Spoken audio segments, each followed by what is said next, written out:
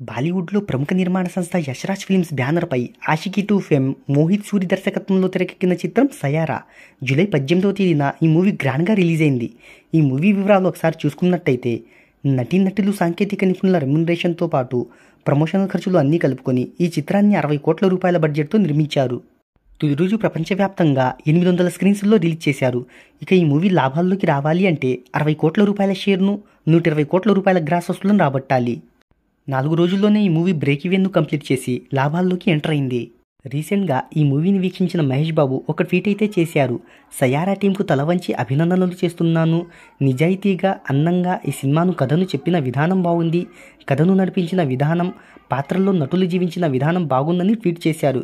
ఇక అలాగే అహాన్ పాండే, అనిత్ పాండ్యాకు నా కంగ్రాట్స్ అంటూ కూడా చెప్పారు.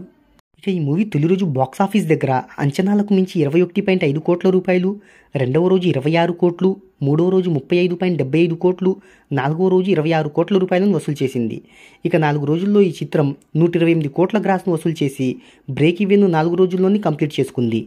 ఓవర్సీస్లోనూ కూడా మంచి వసూలను రాబట్టిన ఈ చిత్రం అక్కడ 4 రోజుల్లో 28 కోట్లకు పైగా వసూలను రాబట్టింది.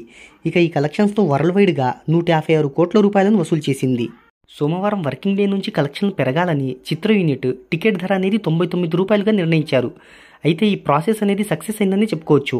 ఇక 5వ రోజు కలెక్షన్ల విషయానికి వస్తే ఈ చిత్రం ప్రపంచవ్యాప్తంగా 30 కోట్ల రూపాయల గ్రాస్ వసూలను రాబట్టవచ్చని ట్రేడ్ అంచనా వేస్తుంది. మరి చూద్దాం బాక్సాఫీస్ దగ్గర ఈ మూవీ ఎంతవరకు కలెక్షన్లు రాబడుతుందో.